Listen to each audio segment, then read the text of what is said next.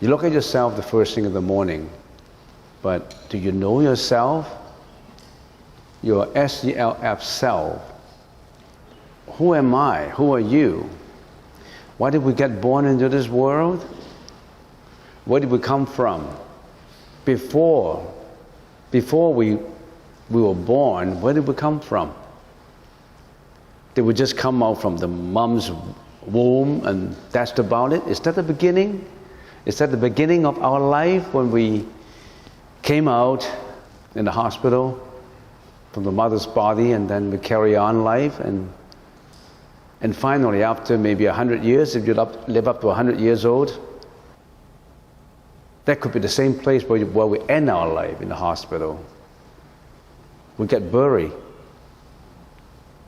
8 feet, ocean view. Do you know what ocean view is? Well, visit ocean view and you know where you would go when you died, when we died. And we have a whole story between the time we get up from the mom's room and the time when we were underground, ocean wheel, where people spray flowers on top, and then that's the end of the story. We'll live from day one to the day when we end. And in between, we've gone through a lot. Different people gone through different environments, different circumstances. In my mind, I always think that when I meditate, I always imagine that everybody has a script in life. You roll your script, you carry all your actions in the script. In other words, you are the script writer of your own life. You are the director, you have been the director of your own life. You are the actor of your own life. And you may not know, you should also be the audience of your own life. If you're an objective, righteous audience of your own life, it would be different if you didn't have any audience. Because when you become your own audience, you will look back, did I do this right? You analyze yourself. So usually people just act, people just wrote their own script, perform it. They never contemplate on what did I do? Why did I do that? If I had to do it again, would I do it this way or that way?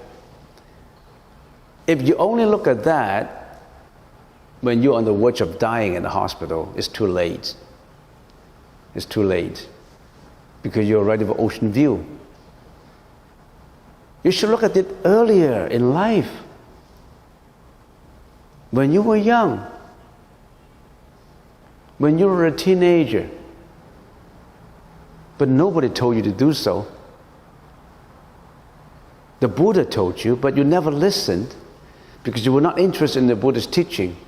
Or not just the Buddha, many saints in life told you in a lot of writings, but you were not interested. You were only interested in the Epicurean pursuit of materialism. You like satisfaction of your senses.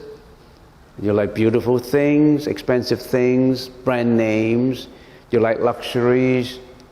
You like fame, reputation. You like people to praise you. You like eating, you like sleeping, you like partying, you like movies, and you just perform. You're not looking back at you. Isn't this the time that we should do something about this? When we come to say, who am I think the question is, I have this body and I have this mind. So my, which I always repeat, which I think for old timers in here is worth repeating because that's how you contemplate. I am made up of my own body and my own mind. If I didn't have a body, I don't have I. If I don't have a mind, then I don't have I. So the body and the mind, a body is a whole mass of molecules that you can see. And we call it material. Material is a combination of molecules. You know that. Let's go to the biology of the body. We have an internal part of the body and the external part of the body. Our internal part of the body is being the heart, the spleen, the liver, the kidney, the lung. You know them because you have them. The fact that you have internal parts of the body, they, all by themselves, they don't work out. Because you need to interact with your surroundings, with the body. When you need to interact with the surrounding of the bodies, what do you need? When you have a company, you set up all your products. Everything is inside. You display in your showcases all this good stuff that you want to sell. Don't you need any salesman and sales lady? You need them, right? So what are your salesmen and your sales lady? Your salesmen and sales ladies in your company interact with customers instead of everything surrounding you. And what are your salesmen and sales lady? They are important, you know. They help you to bring business. And if they don't work well, you lose business. So that means in your business, this sales lady and salesman, they can make you or make your company or break your company. Don't you have to study these salesmen, which are so important? Let's study them in here. Your salesman is your eye salesman, your visual salesman. And then your ears, your sound salesman that interacts with the internal environment. And then your nose, that smell. And then your tongue, that taste. And then all your internal organs. Body is just summarizing it. We cannot just go on because the skin has sensibility too. The skin has hairs into it. The hair has a sense of tactility, touch. That's the body. Everybody's body is different. Some people have a good complexion. Some people does not have a good complexion. They're different, but somehow their functions are more or less the same, unless they don't work. If the eyes don't work, the ears don't work, and those don't work, then you're deficient in some. So that's the body. And your body correspondingly interacts to different environments. Your eyes cannot see sound, right? Your eyes can only see material. Anything that is a solidification of masses is material. And then we have the ears that listen to sound, which is a conglomeration of frequencies and vibrations. And then you have the nose, which interact with fragrance. And then you have your tongue that interact with taste. Why do I need to tell you all this? You know. The Buddha told me all this, told us all this. The Buddhists get into details of who am I, who we are. The Buddha didn't say, you believe in me, you have complete faith in me, and you will be excused. Your sin will be washed away as long as you believe in me. The Buddha said, analyze everything in life. Analyze yourself. Do not just build up a blind faith and stubbornly believe in it. You have to understand why you believe in it. So Buddhism is teaching that say, analysis, not just blind belief in faith. So that's what the body is all about. If you know yourself, then you know others. Then there will be no conflict. So the mind, your mind interacts to everything. When we say everything, your mind interacts to visible things and invisible things too. In the sutra, we said there is 18 realms that we, as sentient beings, we attach to, we react to, and we stubbornly adhere to, or we get seduced by, enticed by them. And in the process of this seduction of the environments, or in your wrongful reaction to environments, your mind is the forerunner. Your mind is the manager. And in the very beginning of this session, when Lee talked about the managers isn't here, the managers isn't here. Have you been a good manager of your own mind? Have you got a good mental manager in you? If you have, how come you become mad? How come you curse? How come you lie? How come you commit all these wrongful deeds that you shouldn't have committed? How come you commit sexual misconduct? How come you kill animals for food? How come you become so selfish? Your manager should be the rightful manager that is flawless, that wouldn't inflict any pains on any others, that will only bring you calm and serenity. Now we talk about this material that relates to all the molecules, the biology. And all this perception, conception, volition, and consciousness relates to the mind, to the invisibility of you. If you memorize this, then in your meditation you can contemplate on it. That's what we call insightful meditation. Or that's what we call vipassana. Meditation has two parts to it, you know. The samatha and the vipassana. The samatha is just to get the concentration, because our mind has not been concentrating. In other words, all our cells have been going all over the place, not organized. Samatha is to organize them and put it under one control. But organizing them is not enough. You need to educate them, and that's a vipassana part of it, of the meditation. So material, we've been talking about it. This material, of course, related to our body. This material also relates to all circumstances that are material, that our mind interact to. Because it's not just me, it's also you. You are a material. This is material. Everything is material. What is wrong with material? So material, in a very restricted concept, is me or you, the body. But in a very wide sense, a comprehensive sense, is everything is material. Now how about perception? Conception, volition, and consciousness. Perception, sensory organs, contact environments. When your eyes see, your ears listen, your nose smell, your tongue taste, and all that, that means your sensory organs are interacting with the environment and all the circumstances. So that's what we call perception, we perceive. That's the first step. Our eyes see, our ears listened, that's the first step. But when you have already done that, when the sales lady have already done that, he's gone through a second stage, which is conceptualization. Conceptualization is when you see a column there, it's a column, it's a rough image of a column, but you still have to conceptualize it. What color is that? It's red, it's round, it's 20 feet. You have to assess it. You will automatically evaluate it. Just as a sales lady would automatically evaluate the customer.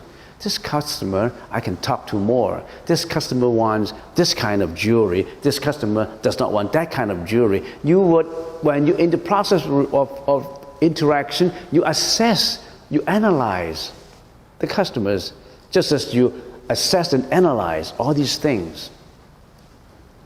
As I always give an example, when a young man sees a beautiful woman, not just the image, he would assess. He would say, I loved it. It's a nice body. It's beautiful. Or sexually appealing. You assess it. You attach values to them. You evaluate them. And you don't know about it. When you evaluate, something comes out. You don't know about it. In sound, somebody says something wrong, cursed you. You assessed it, and you get mad. When you get mad, you yell back, you shout back, you kill, you hurt. Because you react to them. Not just responding, you react. When you react, you know there's a difference between reaction and response. Reaction is with emotions, and response somehow is more with rationality. That Buddha taught us to respond and not to react. Respond with rationality. You cannot help responding to things because you live. So that's conceptualization. You assess that from the memory of the past. You assess that from the expectation of your future. You assess that at the present situation. So you also assess with respect to the past, the present, and the future. That's what your mind do. Your eyes cannot assess past. Can your eyes see something happened 100 years ago or last year? Your ears cannot listen to yesterday's sound. But your mind can. Because your mind can dig out a file and say, this is good music. This is jazz. This is rap. This is classical. Because your mind, it goes back to the mind that assess all these things, and you attach your original values to them. You stigmatize them. You discriminate them. Here comes a Chinese, this yellow guy. Here comes a black guy. Here comes something I hate. Here comes something I like. So your hatred, your liking, your evaluations, they're all biased according to your previous history. What have you got in your files? What did you get in your archive files of this past? All these biases in the file that you dug out. I only started about, say, I'm a teenager, I'm 15 years old, I'm 12, and how come I'm so biased? I didn't learn anything about bias. How come I automatically become biased? How come I automatically becomes attached to sexuality? How come automatically I like stealing, I like lying, I like cursing, I like alcoholic, I like intoxication? How come I like this? Because that's been in your files. And this file you build up not only for this life. You already have accumulated all your archives since many, many lifetimes ago. Why did a newborn baby, like certain things, love certain things, and hate certain things? Because it's already in his consciousness. So we've been building up files. And somebody's file has they have a very thick file, which help them to be more compassionate. They have a file of compassion. They have a file of loving kindness. They have a file of courtesy. They have a file of piano music. And this life, he's a genius. He's a prodigy. He's a child genius. Because that file is so thick. And what files have you got in yours? You know. So, this is conceptualization. And after you perceive them, you conceptualize them, what do? Basically, you express them in two ways. You express them into actions, or you express them into speech. And your actions and speech have three natures in them. One, just generalization, good action, good speech. Another, bad action, bad speech. Third, neutral, not good and not bad, which just for the purpose of summarizing. Of course, in between the good and the bad, there's a lot of, between the two extremes, there's a lot of fluctuations.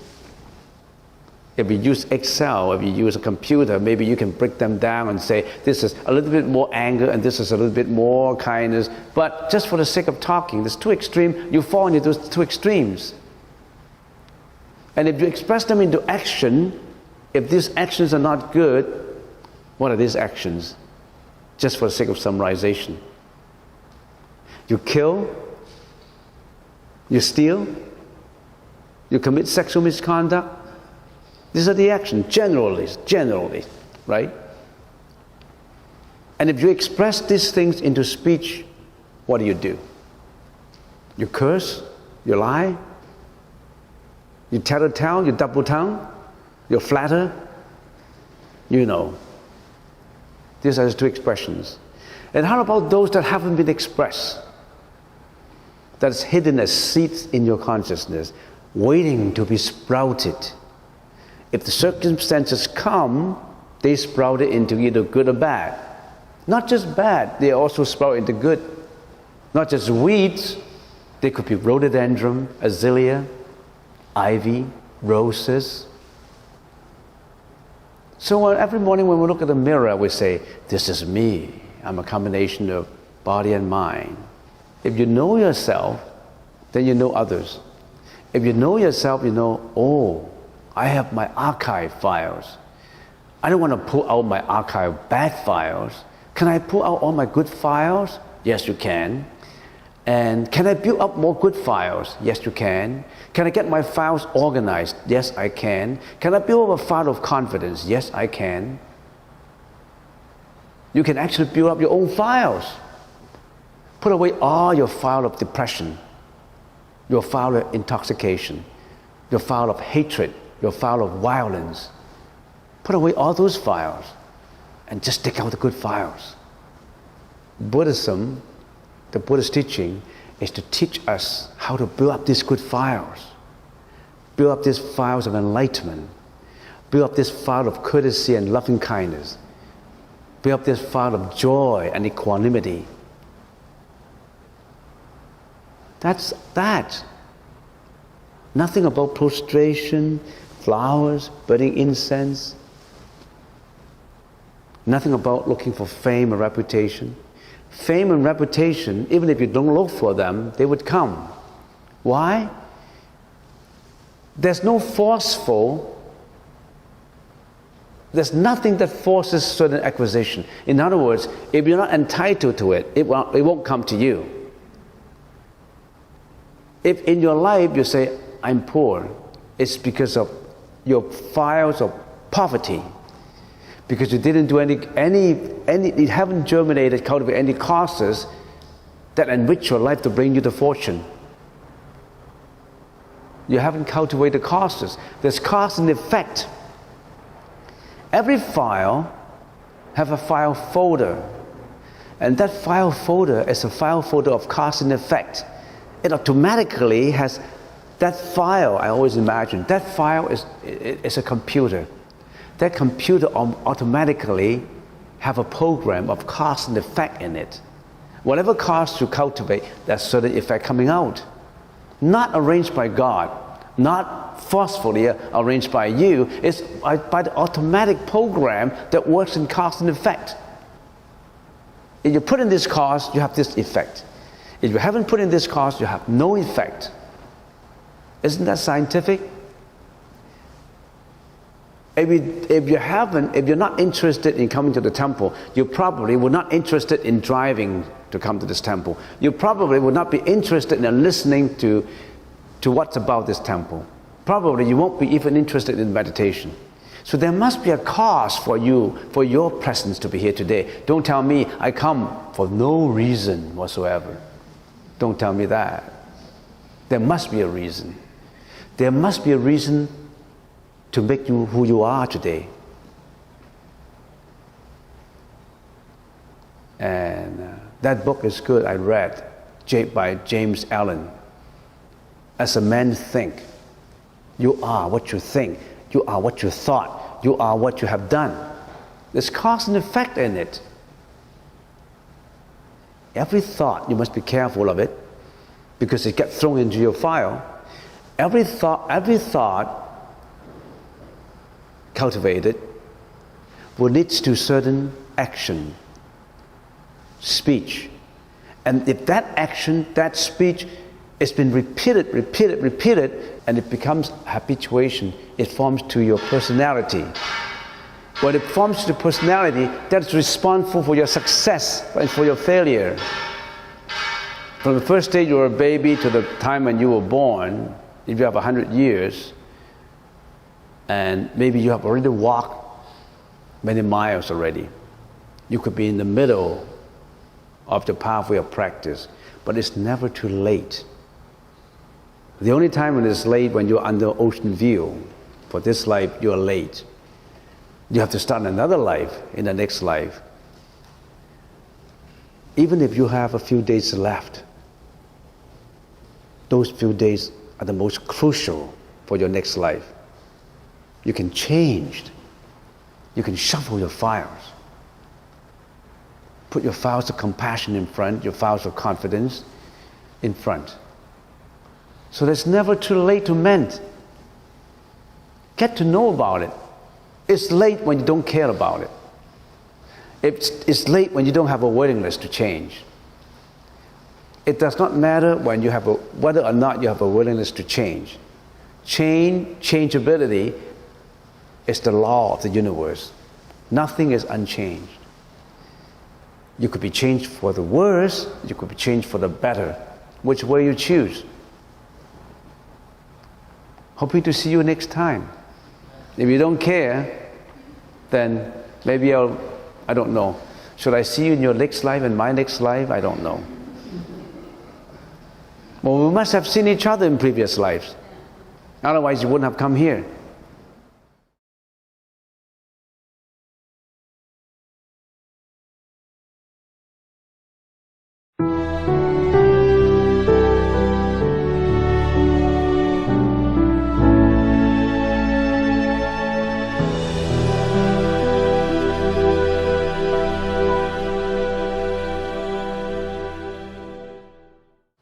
Last time we were talking about the self. We raised the question as to who am I? Where do I come from? Why do I get born into this world? And how come that I had to go through, say, at the most 100 years of life experiences and then I have to pass away? What brought me here? To some people, these questions bother them, and they could never get an answer for these questions.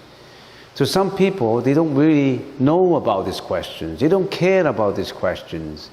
What they care about is material acquisition. What they care about is just live the daily life, eating your breakfast, eating your lunch, going to work, going to school, come back, sleep, and go and repeat the same daily routines every day. And in between, looking for satisfaction of the senses, satisfaction of sensuality, and acquisition of wealth, fame, luxuries, you name them, and they find pleasure in doing that. As to regard the spiritual questions of all those that are just raised up, who care? I mean, what they care is just happiness. As long as I'm happy, what do I care? But we all know that happiness is impermanent. Maybe a day or 2 days, maybe a few minutes. But in the process of looking for this happiness, which you regard as happiness, define, quote unquote, as happiness, we don't even know if your definition of happiness is right or wrong. Even though you have this happiness, then you have to still go through a lot of sufferings. And do you realize these sufferings? Or do you realize the world is full of sufferings? Have you thought about those sufferings? Have you attempted to overcome these sufferings? Or have you attempted to find out why do we have to suffer? All these sometimes physical questions, sometimes metaphysical questions, we call it spiritual questions. Do we all address these things? Well, I think yes, if we address these things, we have to go to, what is this? Some philosophers or some psychologists call it the eight, or the ego, or the self. Do we have to analyze all this self? Remember, in meditation, there are two parts to it. One is samatha, and the other part is vipassana. And if you're first-time comers, you may not know about it. but it's worth repeating all the time. What is samatha? Samatha is the training in our concentration. We have to be in control of ourselves, and in order to control of ourselves, we have to be in control of our own mind. Now, in order to control your own mind, you need to have concentration that you know your own mind, that you know how to put them into control. That's samatha. And that's one of the objectives of meditation, is to put our mind under your own control, in your destiny, your mind. As we just mentioned at the beginning, Lee mentioned that a thought in the mind is from words. Without words, you cannot think. You think you can think without words? So you got to have notions, you got to have symbols, you got to have language in your mind in order to think. So a thought is from words, and the words and thoughts becomes, when it slowly materializes, it becomes speech or action. You talk a thought, you talk it out, or you act it out, becomes volitional actions. So words and thoughts, they come together, and this thought produces energy, and if it produces energy, it becomes volitional, speech or action. And if you repeat this speech and action all the time, it becomes habit, right? It becomes habit. You habituate it. And when it becomes habit, when you do it gradually all the time, it becomes your personality. It becomes what we call a character. It becomes what we call your temperament. That's what it is. And when it becomes your personality, then it becomes your destiny. Why would a personality become a destiny? Because all these things create energy. Your personality of honesty, your personality of compassion, your personality of selfishness, your personality of creating anger, violence, your personality of depressive attitude, your depression of hilarity, whatever you want to name it. All these things bring energy. And this energy that you bring forward would breed to your destiny, or would create your destiny. So don't blame anybody for you have encountered so far. What is the Buddha's teaching? The Buddha starts with analyzing self, your own self. When you are sleeping, your eyes don't see, your nose don't smell, your ears don't listen, your tongue don't taste, your body don't touch. But then you still have the brain, the mentality. You know what you did, what you did when you were dreaming? Your mentality went back to the past. Your mentality worried for the future. Your mentality gets into a dream. Your mind is non-stop even though you are sleeping. 24 hours non-stop, like running your memory, your disk, your computer. Your keyboard, because you're not there, stops already. You don't put your fingers on your keyboard, but your memory, your disk is still running and running and running and running. Why? Because you got all the energy in there, stored in there. So don't you know? Samatha is to first of all put your mind under your control. That's what you're doing. You have chosen on a Saturday morning to come to the temple to attend a lecture, to attend meditation in the lecture of self. I think you've taken the right choice. To some people, taking the right choice. So some people, the choice is driven. Why? Saturday morning, it's raining, nowhere else better to go. Why don't come to a temple? That's your second choice. Some people, it's the first choice. Some people go partying. sleep in for 2 hours, a couple of hours, dreaming. You've taken the right choice, and hopefully you always will take the right choice in everything you're doing. So you've taken the choice to understand yourself, to understand your own mind, and to practice putting your monkeying mind under your control. Now that is samatha. I haven't talked about vipassana as yet. So don't you want to put your mind under control? You have. Now what is this vipassana? Just to briefly talk about it, because we can talk for days if we elaborate. Vipassana is what? Vipassana is to put insight into your concentration. Concentration is just, some people will call it boring. You're sitting there doing nothing, you're concentrating on an object of breath. Isn't that boring? It is boring to you if you don't understand. It is boring to you if you don't have vipassana. What is vipassana? Vipassana is putting your wisdom into the concentration. It's just like when you use a lens. You want to lit up a fire. If you just put the lens out and the sun shines onto the fire, you focused it, a fire would be focused and come out. What do you use your fire? A vipassana is to focus and put that focus onto your wisdom to explore the spirituality of life. Don't you have to gear your focus to something more meaningful? Putting your wisdom in the concentration.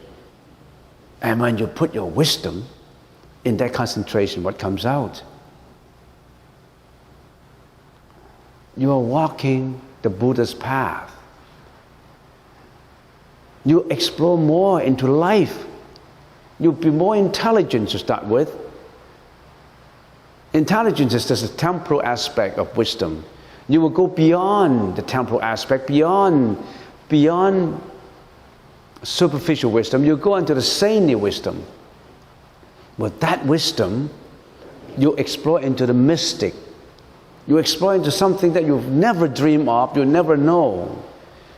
And that's Buddhahood. That's nirvana. That is anuttara samya samputti.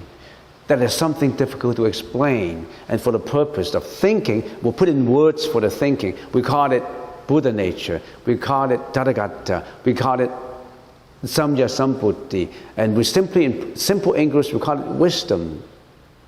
Because we have to have a word to think about it.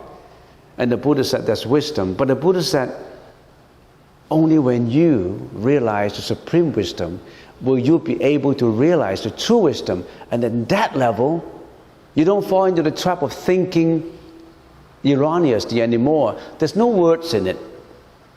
Because you're beyond words.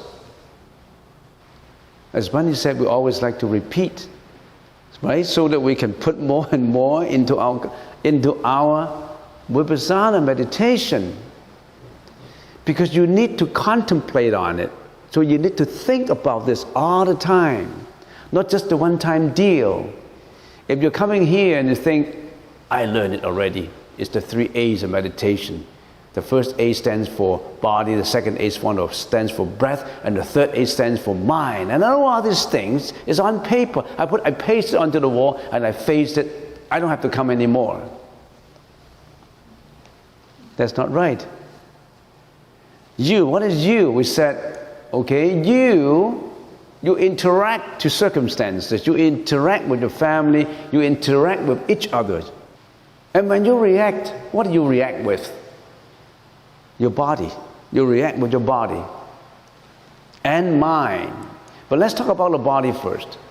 Your body has, first of all, on the front end, on your keyboard end, if you use a computer and as an analogy, the whole set of these computer systems, what do you use at the front end? Your keyboards, your fingers. These are your front end reaction. We haven't talked about the programming, we haven't talked about the memory chips, we haven't talked about the hardware and the software. We just say, those are the keyboards. What are your keyboards? Your eyes react to what? material, react to anything that you see, the molecules, whatever. And in the process of reacting, I consciousness is created in you. You know that. Not just reaction.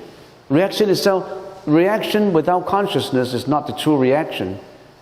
Reaction without consciousness is not reaction. It is reaction, but it's not in the right sense reaction. Certain consciousness is created. And then you also have the ears react to sound, the nose react to smell, you have nose consciousness, and then your tongue react to taste, and you have taste consciousness, and your body react to tactility, sense of touch. These are the hardware. These are your hardware, my hardware. We make up software too. What is this software? The mind. Biologically, we'll call it the brain. The brain reacts to what? To everything. The brain reacts to the past, the present, and the future, react to material, sound, smell, taste, tactility. So in other words, that mind is the software. Without your software, can your body work? Can the computer work? So if I use a computer as an analogy, you know it.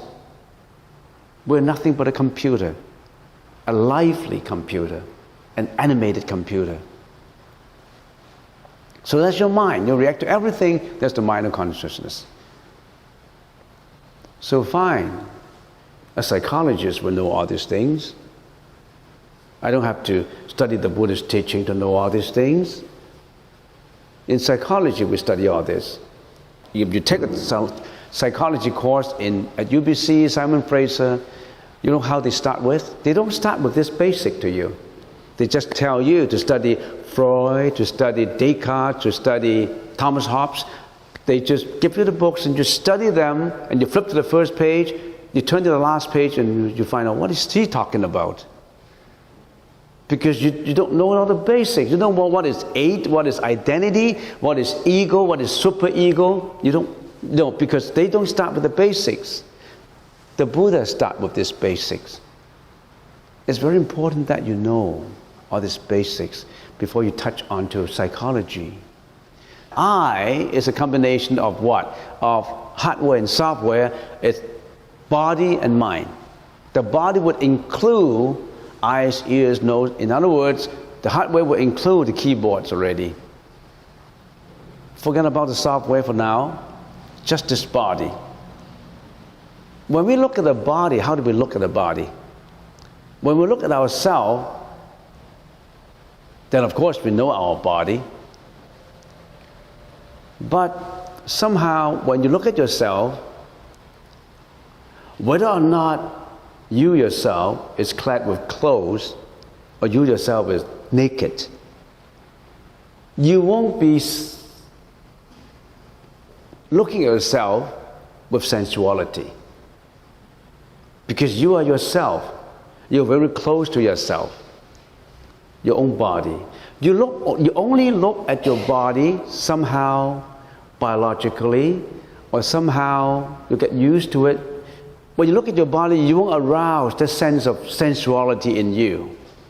You won't induce that thought to think about man, woman, sexual desire. You won't do that.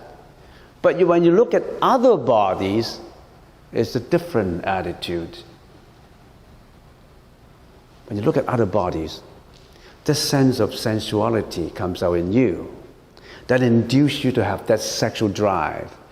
And when you have that, that instigate your body inside to produce certain hormones, and then that hormone will instigate certain organ in you to react.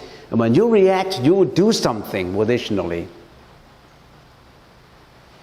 If you can control yourself, you do it slowly. You find ways to release that, what you call pressure, or pleasure, is more or less the same thing. In the process of trying to satisfy your senses, the satisfaction, you may create a lot of energy. You may go to prostitution house. If you're a criminal inclined person, you may do raping, you may do all kinds of things, but somehow you always have that sensuality desires in you. And the Buddha told us, when you look at the body, if you have that kind of desire, you already stop your way to sainthood. Because to instigate the present karmic energy in you to arouse that desire, you also instigate or stimulate the seeds that you've been accumulating, that sensuality desire in you, and you will commit to satisfy that desire. When a man looks at a beautiful woman, or when a woman looks at a handsome man, they all have different attitudes, different desires in their mind. So the Buddha teaches a method to overcome this desire.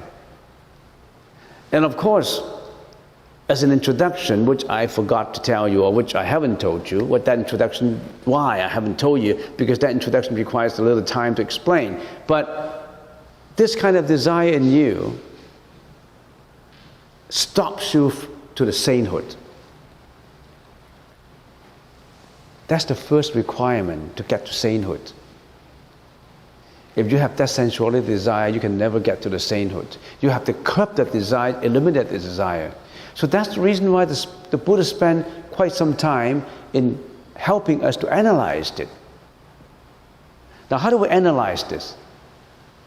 Let's get a little bit more detail. Some people may not understand. So the Buddha called it Asupa Bhavana, which is vipassana of impurities, to contemplate on impurities. And what is this body made up of in the first place? The Buddha identified 32 parts of the body. When you look at the body, other body, a sensuality desire aroused in you, you have to understand what that body is made up of, in fact, in reality. Not in your quote-unquote karmic contemplation about that body, because you're influenced by your own karma to look at that body. Can you look at things as they truly appeared? We don't look at things as they truly appear. We look at things as they seem to appear, or as it appeared in your mind. Why don't we look at a body as they actually is, as they actually are? What is a body? This is the body. We have the hair, the bodily hair, the nails, the teeth, the skin, the flesh, veins, bone structure, liquid in bone, kidneys, heart, liver, bladder, spleen, lungs, intestine, small and large, stomach, feces, brain, gall, bladder, phlegm, pus, blood, sweat, blubber, tears, synovia, spit, mucus, marrow, urine. Generally speaking, we have the 32 parts of the body. That's the body biologically as they appear to be. But when you look at the body that arouses sensuality in you, you don't have that factual information. You look at what you call the beauty of it. And you look at the makeup of the cosmetics. You look at the hairdo. You smell the perfume. And you may erroneously look at the fictitious things of the body, the artificial stuff of the body. If that body has gone through plastic surgery, then you look at things that you may not be. You may be looking at some of the materials, but that's the true factual parts of the body. Now, whenever we have that body, we identified it. The Buddha go ahead and say, vipassana meditation. We talk about samatha and vipassana. Vipassana is to induce insight into meditation, insightful meditation about our body. When you have insight into that body, that would curb your sensual desire and bring you a step forward to enlightenment. And how do we do it? We call it Asupa Bhavana, contemplation of impurities. I got it from a sutra, an approach of visualizing the removal of body parts, one at a time, will be used for this meditation. While using words to help with the visualization, remove the head hair and put it in front of you. This is in line with the Lord Buddha's instructions in the Kayagata Sati Sutta. Now that's a quotation I got from the sutta. Herein, bhikshus, bhikshus means monks and friends. The bhikshus contemplate the body from the soles of the feet upwards. So when they're meditating, they're using vipassana to get an insight of a body. This is one of the many vipassana approach. So analyze it from the sole, from the bottom of the feet upwards to the head, and from the top of the hair downwards.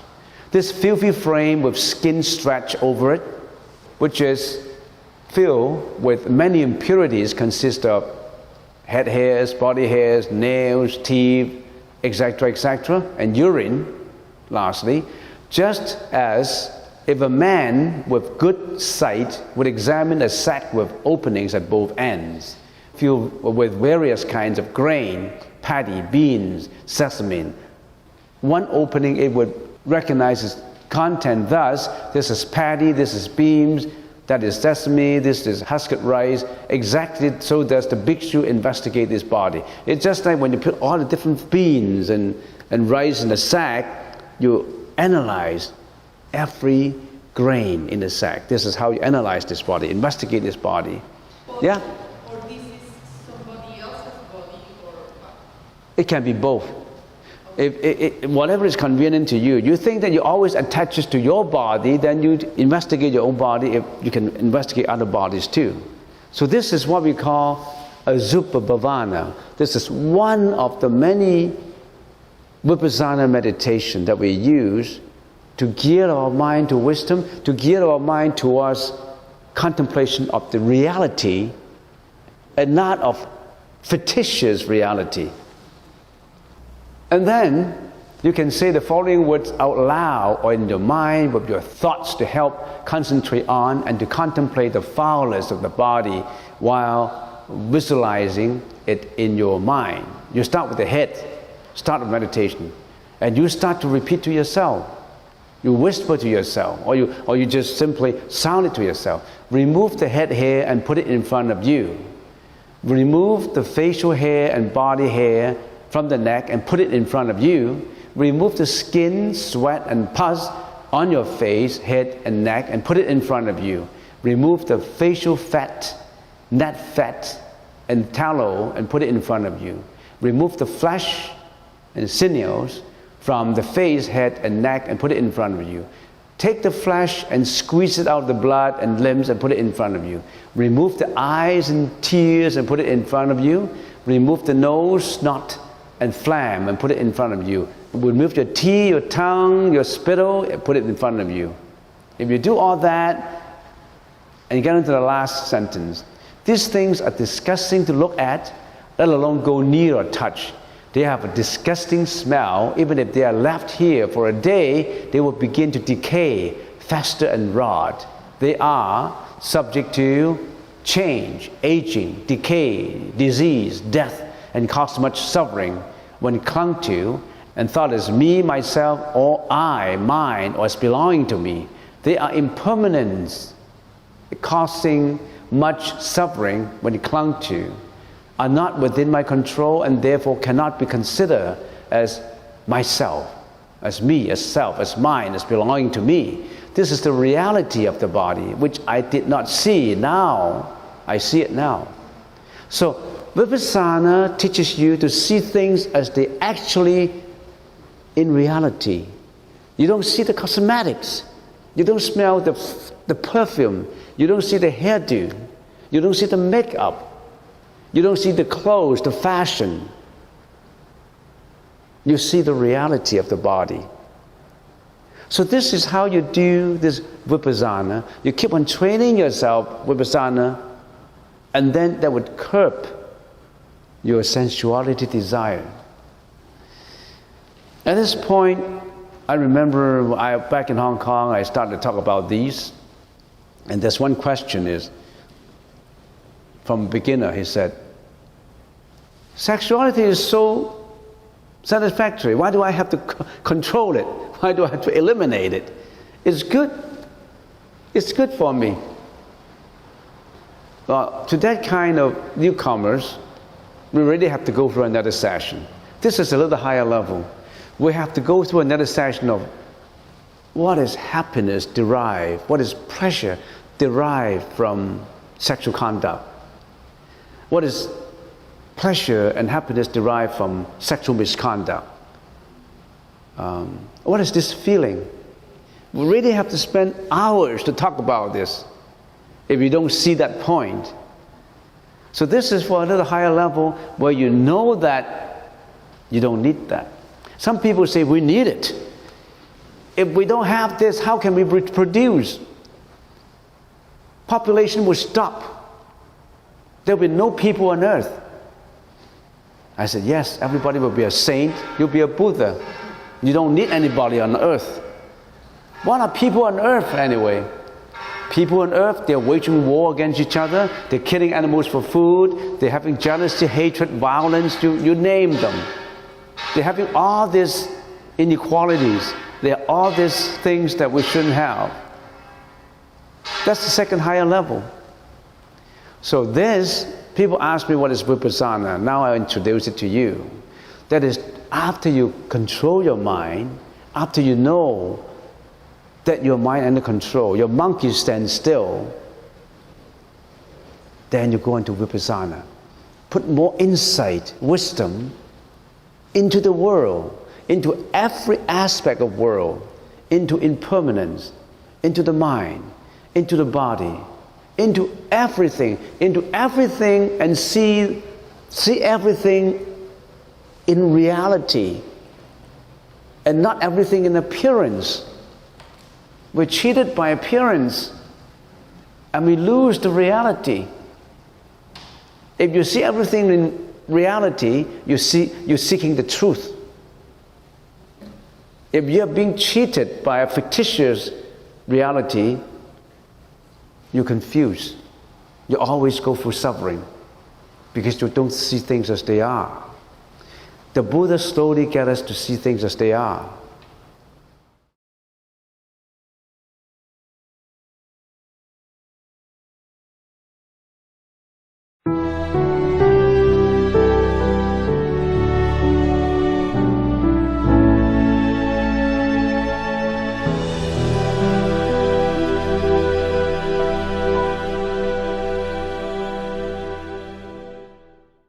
The psychology of the Buddhist teaching started 2,600 years ago approximately, and modern psychology started about 150, 200 years ago.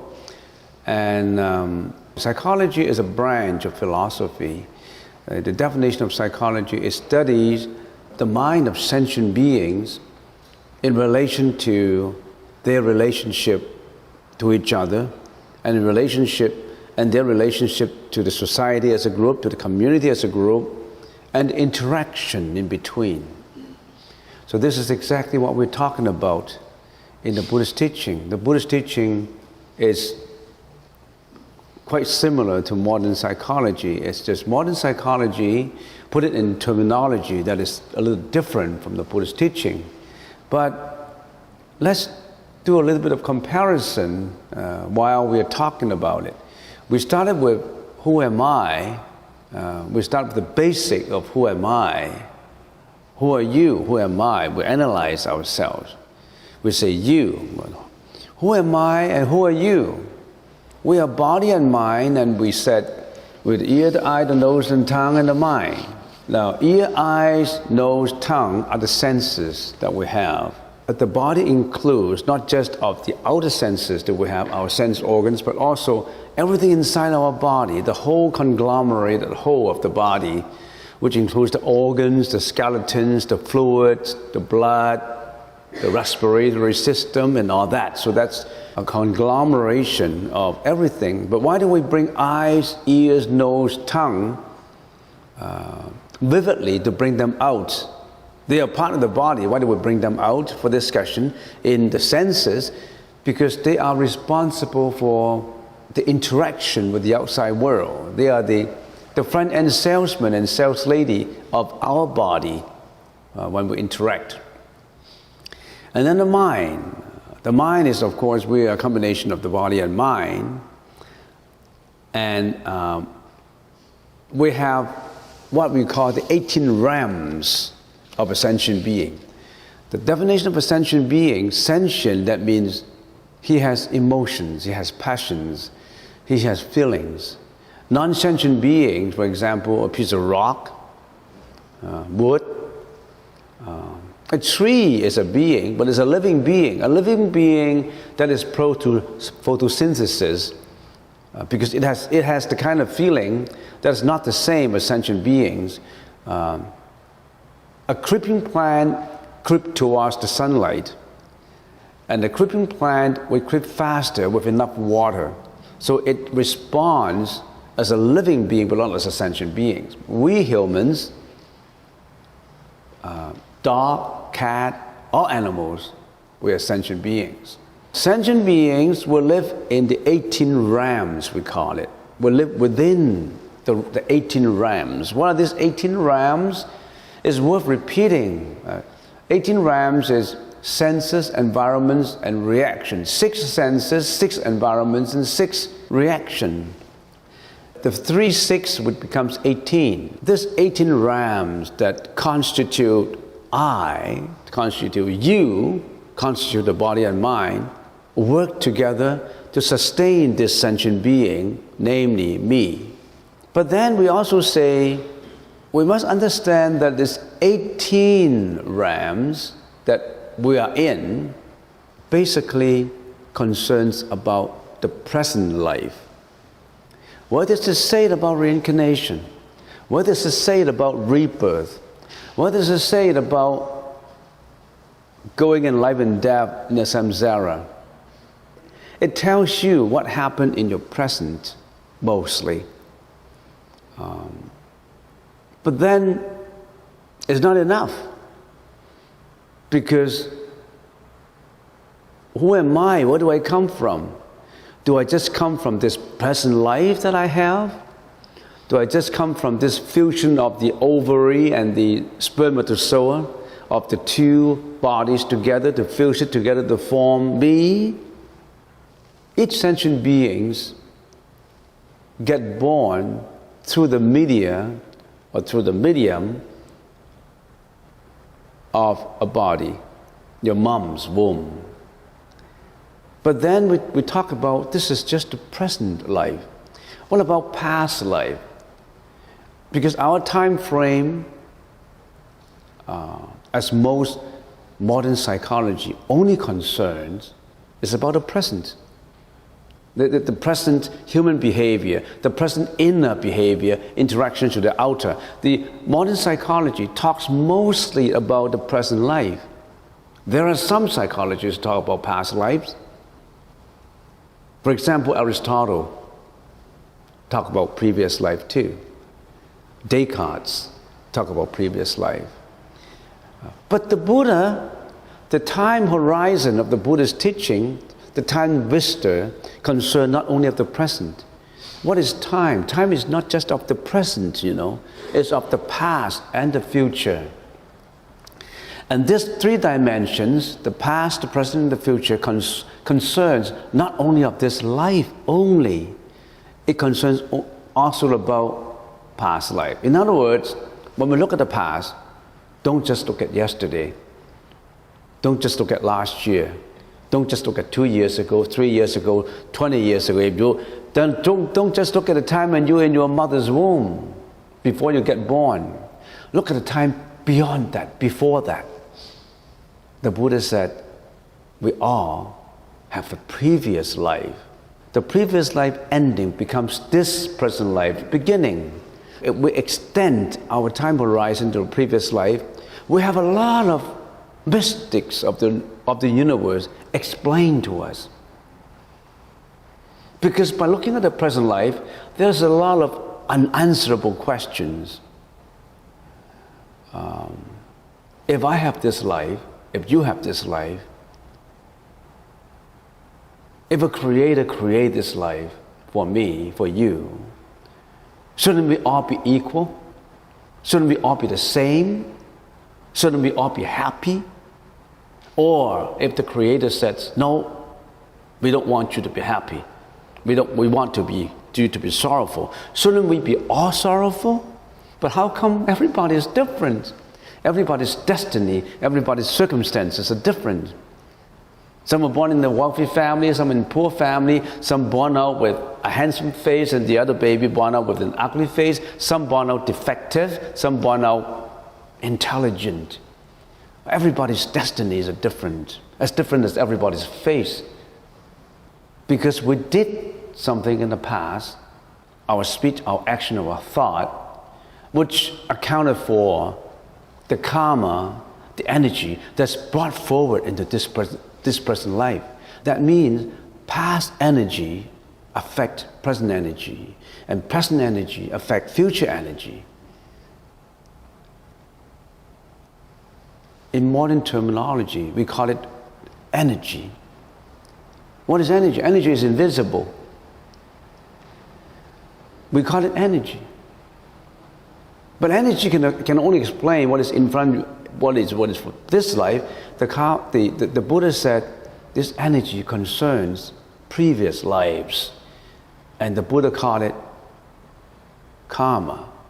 Karma is an accumulation of all the deeds, benevolent deeds, malevolent deeds, good deeds, bad deeds, neutral deeds, all those, the speeches and deeds and thoughts that you have accumulated from the past, and when you died out your previous body, you brought this energy, which is invisible, into another life. And that becomes you. If you brought bad karma into this life, the truth of causality, the theory of causality tells us that then you suffer in this life more because you brought a lot of bad karma into this life yourself. Nobody induced any karma onto you. Not your creator, not God. You yourself brought forward the karma to suffer or to enjoy it. You are responsible for your action, your deeds, not just of the present life, of your previous life. Nobody else is responsible for it. You yourself are responsible for what you have done, what you have talked about. You're responsible for every thought. So don't you have to be careful with your thought, with your speech, with your action? Because it all produces energy. The Buddhist teaching concerns about the psychology of the present life, which is in the 18 realms, and the Buddha talked about it in various sutras in tremendous details. But right now we're just having an outline. When we talk about the 18 realms, we recognize that they are involved in daily life. That is, one who is caught with them, caught with these 18 realms, is in the realm of samsara. We are in the realm of samsara because we get caught in the 18 realms, our own 18 realms. View it in this way, the 18 realms can have three natures, good, bad, and neutral. When these 18 realms are producing malevolent, bad, not benevolent, malevolent deeds, then because of these deeds, bad deeds, sentient beings are born and reborn again and again and again in samsara, in reincarnation, fettered to the unending life and death cycles. On the other hand, it is here that it is in the 18 realms that our practice begins. Man is made and unmade by himself. Woman, everybody, you make yourself and you unmake yourself. You and me, sentient being, forge the weapons by which they destroy themselves, leading to grief and sorrow and suffering. Why do I say that? How do we, sentient beings, forge our weapons? What are our weapons? Our tongue, when we speak, our eyes, our ears, our nose, all these are our weapons. We forge these weapons, we produce them, we make these weapons by which we destroy ourselves. We can make our body a weapon. We can make our hand a weapon to hold a gun, a weapon to shoot out, a weapon to kill. Our tongue a weapon to lie, our tongue a weapon to fabricate, a weapon to criticize, by which these weapons would destroy ourselves. We don't know about it, leading to sorrow, grief, and suffering, because they produce energy, you know. But on the other hand, we can also fashion our tools with which we build for ourselves peace, joy, and enlightenment. In other words, we can make eyes, ears, nose, and body and all that. We can fashion them into good tools in our practice with which we build for ourselves happiness, compassion, peace, joy, enlightenment, you name them, nirvana, Buddhahood. So these 18 rams, they are weapons to destroy yourself. They're also tools to build for your practice. So don't blame them, don't kill them. Don't blame your eyes for seeing indecent objects. Don't blame your tongue for yelling and shouting and cursing, because you are the master of these things. How do you use them? How? Which choice do you make? By the right choice and true application of thought, man ascends to divine perfection by the right choice and the true application of your thought. By the abuse and wrong application of thought, he descends below the level of the beasts. You know that. He can kill, he can lie, he can wage wars, he can below the level of bestial level, beyond the bestial level. Between these two extremes are all the grades of characters and personalities and temperaments. And we, sentient beings, are the maker and also the master. So how do you want to be your own master? Now, what I talk about is also expounded by all other positive thinkers. They all tell us, be positive. Your thought is the most important. But then, do they teach you how to build up these positive thoughts? How to practice it? Usually not in too much detail. When you want to get into how to do it, you know what happened to a thought, to a behavior, you get into the Buddha's teaching. Because all these are expounded in detail in the Buddha Sutras. But how many people care to read them? How many people care to practice them? Because our karma, in the malevolent way, in the bad way, has been too strong in our previous lives that pull us all down. This is a degradation of our morality to pull us down. Our karma is too strong on the bad side. In the ancient days, practitioner practice meditation. They become successful maybe after 2-3 years, and they became a saint. Now, how many people become a saint? So let's talk about the 18 rams in the present life. Now, when we say these 18 rams, the Buddha talked about these 18 rams in another way. It becomes the 5 skandhas. Take it from a different perspective, from a perspective that has a much broader time horizon. What are the 5 skandhas? Material, perception, conception, volition, and consciousness. Material include not only all the molecules and protons, the electrons, everything outside. Material includes your eyes, your nose, your ears, and the body. It also includes all these objects, sound, smell, taste, all that. So that is grouped under materiality. Perception, conception, volition is all grouped under the mind. Perception is sensory organs, contact environments. Conception is conceptualization with images and words in your mind to differentiate, to discriminate, to analyze.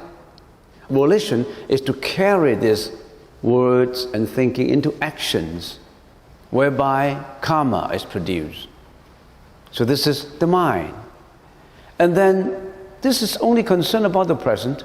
How about the future? This consciousness, we call it the manas consciousness and alaya consciousness. Let's first take a look at alaya consciousness. Alaya consciousness is the banking consciousness which store up all the karma of previous lives. Where did your karma get stored when you died, when we died? You think when we died, that's the end of it? It shrink into consciousness. Consciousness you can see. It shrink into karma, into alaya consciousness. The alaya consciousness contain all the karma in every one of your life previously. Hundreds of lives, thousands of lives, all get stored. No matter how long, that memory is unlimited. This alaya consciousness memory is unlimited. It has no limit to it. Do you believe in memory that has no limit? I clearly remember about 20 years ago when I worked on a computer. It's a very slow computer. And they say, this is fast enough. How many bytes, how many gigabytes, megabytes? And then I said one day, maybe in the future it will be much faster because the memory increases and increases and increases non-stop. And now, how large a memory? And if you're a computer analyst, if you're a scientist, can you make a statement and say, a computer memory is always, the highest it can go is this? Can you say that? Nobody can say it. There's no limit to it. That is exactly what this alaya consciousness is. But science hasn't proven it. But the fact that science hasn't proven anything does not mean that science is right. There are a lot of things that the scientists cannot prove. There's a lot of things that scientists have limitation. As a matter of fact, there are many things that scientists bias on. And what does the alaya consciousness contain of? Basically, all the karma, all the seeds. Seeds it's metaphorical. It does not mean the seed of a plant. Seed means a storage of it. It contains unlimited amount of seeds stored in your alaya consciousness. Whatever you have done, all the thought, every action that gets stored into this present life consciousness become a seed for your next life. So it gets stored in there. And when you die out of this body, it carries into the next life. And what is manas consciousness? This mana consciousness is the tainted, the polluted consciousness that you've been carrying through, because alaya consciousness contains good, bad, and neutral. Not just the good one, not just the bad one, not just the neutral ones too. And the manas consciousness is always carrying your ego forward to the next. It's always the polluted consciousness that has been carried forward life after life. And that is the manas consciousness. So this explains the basic course 100 of the Buddhist psychology in Buddhism, of psychology in Buddhism. These are the basics that you have to know. And when we reincarnate, when we die out of this body, we carry everything into the alaya consciousness. The manas consciousness, the polluted consciousness, also shrink into the alaya and carry into the next life. So that explains the concept of time from the past, the present, and the future. We become what we think, and we are what we thought. Our present thoughts and actions and speech build our life for tomorrow. And our life is the creation of our mind. So the Buddha told us to practice meditation, first of all, to put our mind under our control so that every thought that we have is decent. Every thought that we have is going towards the senior path. How do we think? We think with words and images. Without word, we cannot think. Without word, we don't even know what is an orange, what is an apple. We're confused. Yet we store in the consciousness that we have. But we need word. So words and thoughts, they come together originally with images. And the thought then, after this body is formed, manifests as the word, your speech. It comes out from your mind. So the thought manifests as the word. The word manifests as the deed. Or the thought also manifests as the deed. The deed, the words and the deed, your speech and your actions develops into habit. Because you always continuously think like that. If you continuously think jealousy, hatred, violence, sexual misconduct, greediness, disappointment, fear, depression, that would carry and develops. Because you think habitually, develop into habit. And the habits, what happened to the habit? It hardens into character. So watch your habit. That's the reason why your parents have been telling you all these things that would build up good habit and not a bad habit. And so watch the thought and the way and the way it thinks with care, and let it spring from good side, from compassion and passion and enlightenment. So, okay, that being said, let's get to the next one. When we have a thought, what happened? When we have a thought, it does not mean that the consciousness arises. When a thought comes up, it interacts with concurrent mental functions stored in your alaya consciousness. It does not just a thought comes up and that's it. A thought comes up and then it interacts with whatever other seeds in your alaya consciousness. Some are good seeds, some are bad seeds. What are these good seeds? Absence of greediness, absence of hatred, belief, absence of ignorance, absence of violence, repose of mind, equanimity. All these are good seeds. All these interact at the same time when the sixth consciousness come out. These, in Vijnanamatrata, the consciousness school of the Buddhist teaching, are extremely important to analyze. These are called the ministers of the king. The six consciousnesses are the ministers that help out the king to do what the king wants. So they happen at the same time. When your eyes see something, when your ears listen to something, these concurrent mental functions happen at the same time. You just don't notice it. These are the good ones. How about the bad ones? Greediness, hatred, ignorance, arrogance, doubt, false view, anger, enmity, affliction, envy, parsimony. What is this parsimony? Parsimony, well, our stinginess. We always want to receive. We always want to be, what would I get from this? How would I be benefited from this? Is it free? Do I have to pay for it? If I pay for it, how much? You always want to receive. You don't want to give.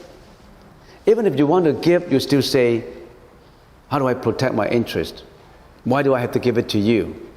A philanthropist would give and give and give for the sake of others. A miser would just receive and receive and receive and protecting his own personal interest. That's why in organizations, in temples, in hospitals, we always want to give out. Don't keep your estates after you die and give it to your children who will argue and squabble about it and go into a solicitor to bring everything to court, and then the executor of the estate would take 10 years to straighten it out, and all these brothers and sisters will be fighting against each other because of this estate. Brothers and sisters could be good to each other until they hear out the lawyer. How come John has more share? John has 40% and I got only 35%. Why? Mom is not fair. I got to fight for it. It has to be equal. They fight. And in some situations, in the ancient times, they kill. Do you see brothers in imperial palace kill each other just to get to the throne left behind by the king? They could even kill their own mom for that, because they thought that their mom, the queen, the mother,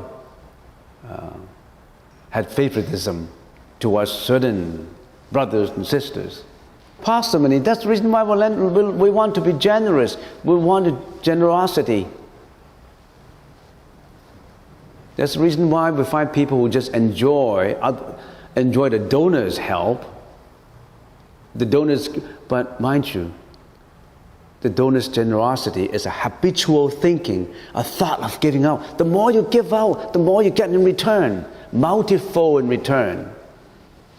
Take a look at, read books by Napoleon Hill, read books by James Allen, read books by Andrew Carnegie. They all advise us, give, give, give. Don't be a miser. Don't be influenced by parsimony. Negligence, forgetfulness, pride, fraudulence, shamelessness, remorselessness, restlessness, unbelief, sloth, injuries, laziness destroy a lot of people. You may not realize it, especially some teenagers. For the past 4 days, you know what I've been doing? I've been going out to the farm in the field to supervise 6 teenagers. And I had experiences in supervising teenagers. They were just fresh out from school. I called them from the manpower department, and they gave me 6 teenagers. And in the first day, I gathered them together and I gave them a small little talk, because I'm quite good at it. And I said, everybody has a value, you and I. And then I saw one guy, you know, sort of didn't like value. What do you mean by value? There's always a value. How much do I cost? I said, no, not only you have a value, I have a value. We evaluate you as a worker by your work attitude, by the way you present yourself. And I have a value too as a supervisor. You evaluate me on how good I'm in my coordination, how fair am I, how do I interact with you. So we all have values, because we don't know each other before. If we don't know each other, everybody has a value. I don't mean a dollar sign in front of the face, stick onto your face and nose. I mean everybody has an invisible value. And don't you care about your value? And this teenagers, oh yeah, I care about values. No, value is not just self-interest. And I said, everybody has to work. So I give them a very brief introduction as to what they would do, and they start working. After 1 hour, it's tough work. If it is not tough work, why do I have to ask for their help? I mean, the temple has to pay a certain amount of money. I can't just ask them, okay, work, and I go away to where I'm working. I want to be on site. Do you know how to be a good supervisor? A good supervisor is not sitting down there and taking a phone call and tell them what to do. A good supervisor has to work with them so that they know what to do and coordinate it well. So after 1 hour, I can see the difference.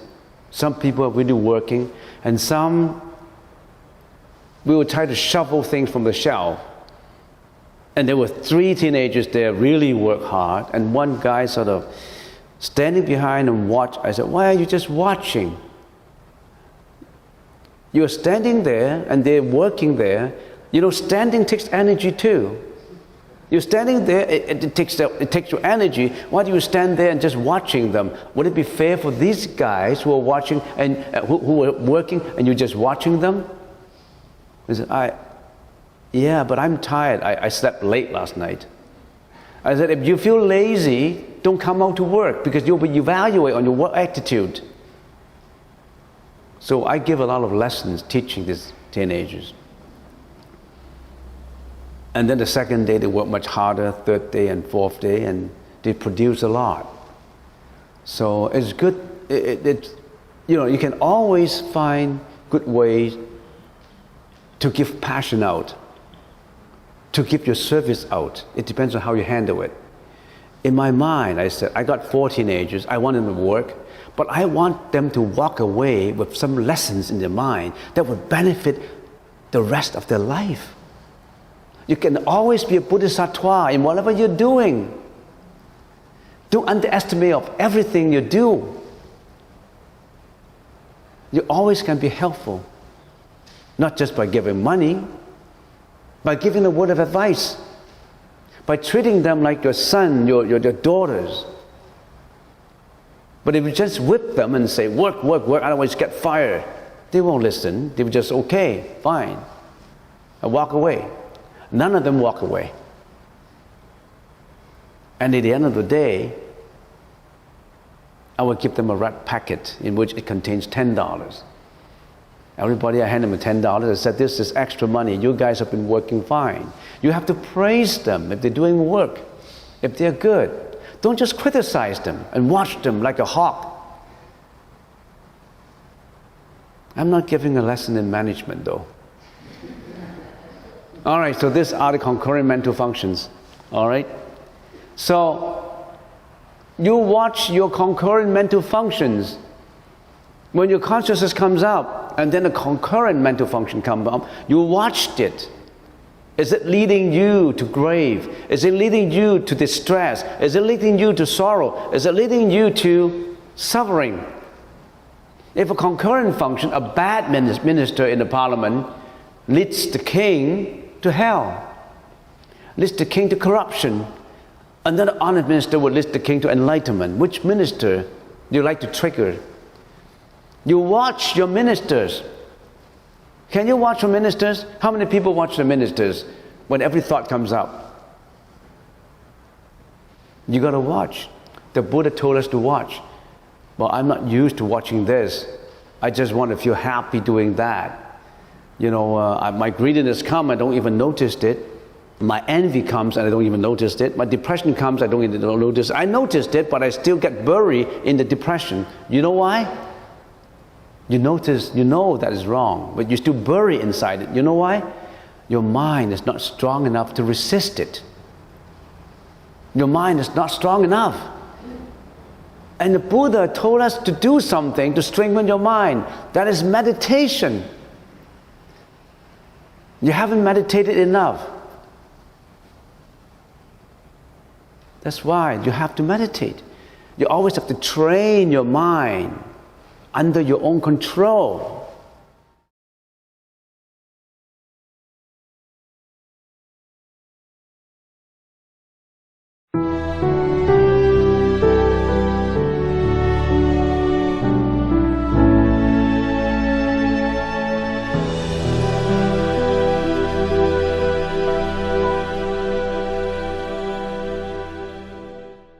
So who am I? This question is a very mystical question. Since civilization of men, we've all been looking for an answer to this mystic question, who am I? And we attempt to answer these questions by pointing out the structure of I, bodily and mentally, the structure of I.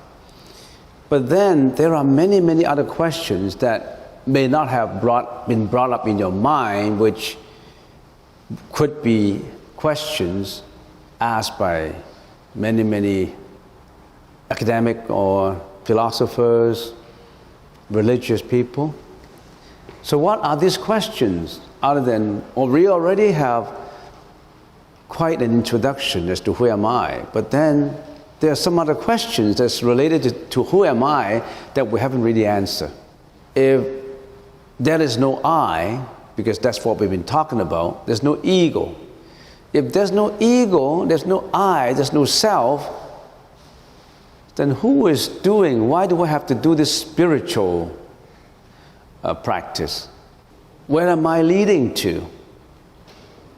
Who is doing this? Is there any point in doing this? There's no I, there's no ego, there's nothing about me, so I lost myself. where am I going religiously, spiritually? Where am I going? Who is practicing? What's the point of practicing this? And there's the number one question that we really have to address this question. The second question is, okay, assuming there is no ego the Buddha has been talking about, why is there reincarnation? What is reincarnating? Since I don't have I don't have a body anymore, I don't have a mind anymore, I don't have myself anymore, there's no ego anymore. Who is reincarnating? Who is going through this reincarnation path? And who is responsible for this rebirth? What's going on? If there's no ego, suddenly there's a disappearing of me, so when am I going? How come I get reincarnated? What is this reincarnation? What is reincarnating? Have you got all these questions in your mind? Maybe you have these questions and maybe you dare not ask these questions, but this question seems to be challenging questions to ask. Don't worry about it. We'll attempt to answer all these questions, but before we answer that, it's always worthwhile to know whether you really know about this anatta. What is anatman? That's a Sanskrit word. Now it spells A-N-A-T-T-M-A-N. Anatman. Anatman means there's no soul. There's no ego. There's no I. One of the most major conception of the Buddhist teaching. So let's do it again. It's worthwhile because we've been talking about samadhi and vipassana. Samadhi, 止, vipassana, Guan. We've been talking about samadhi and vipassana. You know what samadhi is because we've been concentrating on the breath. We've been doing concentration. We can concentrate. We can focus on the candle. We can do many, many things in focusing our concentration. That is samadhi.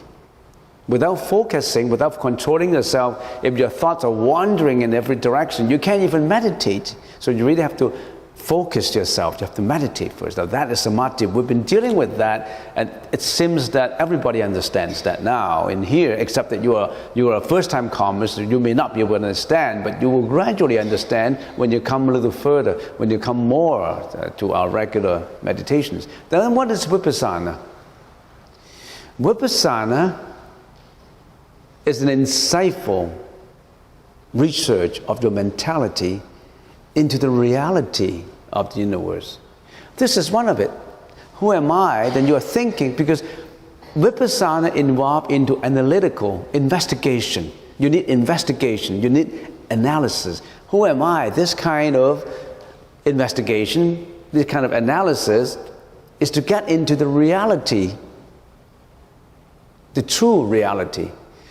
So that's the reason why we have to repeat this all the time, because you have to do this regularly in your vipassana. In other words, you always have to think about it all the time. If you always have to think about something all the time, you really have to train yourself in such a way that you can easily visualize it. What is visualization? People have been teaching visualization. You visualize. When you visualize, you got to have concept, right? You got to have language and concept. Can you visualize without language and concepts? If you can, you raise your hand. I can visualize without concept. I can visualize without language. Without language, you can't even talk. Without concept, if we're talking about flowers, you don't know the concept of a flower. You cannot visualize a flower. So visualization and vipassana comes very connected to each other. So there's vipassana. So what we have to know, who am I, right? Let's repeat this as a review very quickly. And sometimes when you're meditating, you combine your samadhi with vipassana. You concentrate now, and in your concentration, you think more deep about reality. And that is the wisdom that arises from samadhi. Vipassana is to investigate, reveal a revelation of your wisdom. And samadhi is a revelation of your concentration. So you really have to work together. Let's talk about this. So we say, okay, when we're meditating, yeah, I am a combination of body and mind. My body, internally I got organs which we put into this category, which we put into the category of body, right? We got organs, internal organs with everything inside of us. You know them. And we classify them into 36 and sometimes 32 elements. The heart, the spleen, the kidney, the lung, the liquid, all these things. We already have gone through it. But then there are a few things that we have to specify so that we can visualize more clearly. And those are the salesmen, our senses, our eyes, our ears, our nose, our tongue, and then our brain. These are the senses that we have to visualize. So we say, okay, so we are a combination of body and mind. Body we know, all the ears, nose, tongue you know, and our brain involves with the mentality of it. So we have a mind. All these senses create consciousness. Specifically speaking, in minute detail, even a body cell have consciousness. Just for the sake of crude consciousness, we identify consciousness of the eyes, the ears, the nose, the tongue, all this consciousness. And all these consciousnesses create our reaction with the outside world. And in the process of reacting with the outside world, we have concurrent mental functions arising. These concurrent mental functions are, sometimes they're good concurrent mental functions, sometimes they're bad concurrent mental functions. What are these good ones? You're compassionate, you're considerate, you have filial piety, you are cooperative with people, hardworking, you are intelligent, you have all these merits with you. But there are also the bad elements in you. You have jealousy, you have hatred, you have disappointment, you have envy, you have negligence, you have slothfulness, you have laziness, you name them. So we have all these concurrent mental functions. All these concurrent mental functions combine with our senses to work out every thought. When a thought comes up, if that thought materializes into speech, we talk it out. If that thought materializes into action, we act it out. And in the process of speaking and in the process of acting, obvious energy is being created. Energy, we call it energy. Don't you produce energy? If you say, I don't produce energy, then you're dead. You're a piece of rock. You have to have energy, right? You're producing energy. A thought is also an energy. Don't ignore your thought. Don't say that I have a thought of greediness. I have a thought of sensuality in me. I have a thought of promiscuity in me. It's just a thought. I didn't commit anything wrong. That thought is dangerous in you. You watch every thought because the thought itself is a latent energy, but it's got revealed and revelated. It's revealed that it becomes not just potential energy, obvious energy. Sometimes exuberant energy, where you're joyful, you're jumping around, exuberant. Sometimes very latent, very reserved, very introvert energy. You got extrovert and introvert. That's the reason why you have that kind of extrovert and introvert energy. So you know who you are because you're body and mind. And let's throw away that word called religion. Throw away that word called spiritual, which is spirituality. Don't talk about spiritual. Don't talk about religion. Do you care about your own thought? Do you care about your own speech? Do you care about your own action? Because you don't care, you get into trouble. You got to be very careful with every thought. Cultivate every meritorious thought. Cultivate every compassionate thought. Cultivate every considerate thought. Cultivate every thought that helps you to be successful. Cultivate every thought that helps you to be happy. Don't cultivate a thought that will lead you to sorrow. Why do people become so successful? Because they foster their successful thought, the success of being interactive, responsible, hardworking, you name them. Which thought do you prefer? Watch your thought. You are what you thought. Every thought becomes what? If you carry it out, it becomes action. Every action accumulated becomes your personality. Your personality becomes your destiny. I hope you remember that. Throw away the word Buddha. We don't even have to talk about that Buddha. From now on, watch your thought. It's never too late. And then now we put in the word religion in there now. So, you've been talking about actual thing, body and mind, what actually exists, which we've been talking about existence. Now we said we don't have an ego. Why do we say we don't have an ego?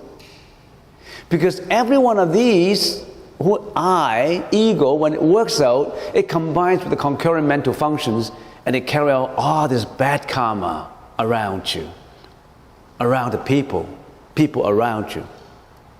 You should know that every piece of yourself is nothing but a conglomeration of causes. You don't come out without causes.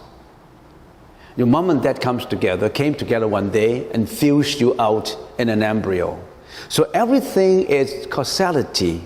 It's not without causes. So we finally have to disintegrate. And it's a combination of causes put together that we have us. And why are the causes like that? Because of the karma created that put all the causes together. That comes out to be you. Remember, when we talk about ego or self, it's a polluted self. It's a fictitious self. It's a forced self. And we cannot recognize that forced self as you.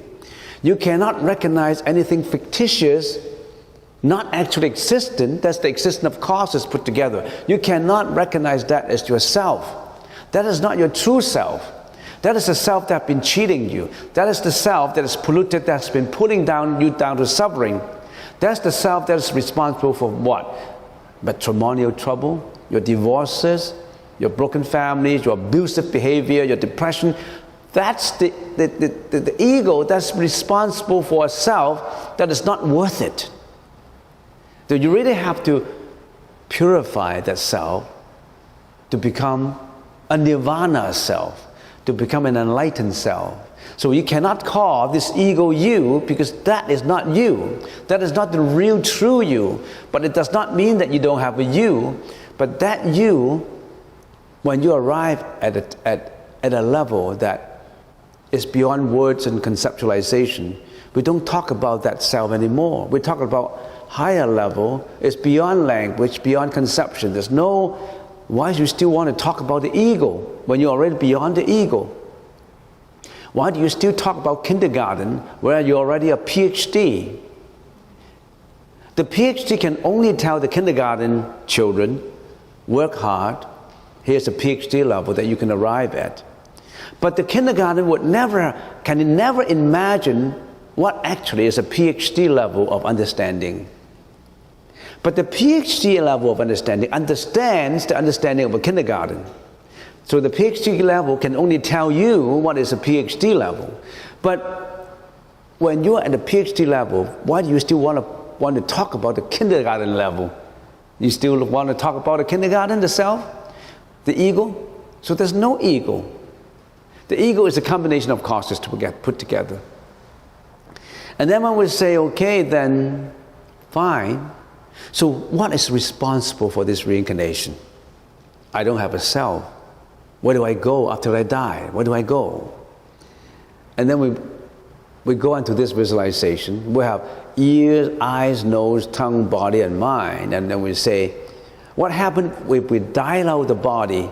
What happens if we don't have ears, eyes, nose, tongue, brain? No more. Where do I go? Now, then we have to go a little further, because we're not talking about this life only.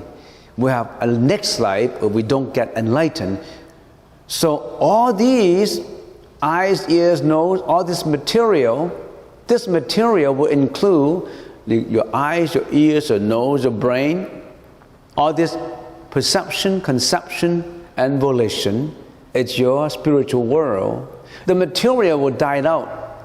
When you die, all these body cells gradually will disintegrate. No more bones even, only ashes, and later no more even ashes left. But then all this perception, conception, and volition that you have incurred when you're alive, they shrink into a storage, which is called alaya consciousness. They shrink into this banking consciousness. And this banking consciousness is invisible, it's an energy. For the sake of calling it, you must call it something in order to understand it. The Buddha called this is the alaya consciousness that you're left with. And this alaya means storage.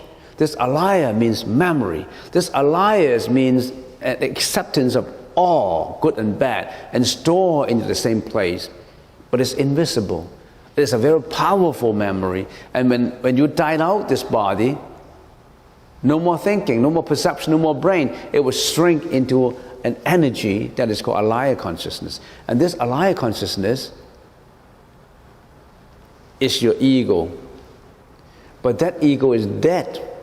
It is still an ego, but that ego is a polluted self. The reason why the Buddha said don't recognize an ego in here, because the Buddha said the ego is the problem responsible for all the mental afflictions that we've been suffering.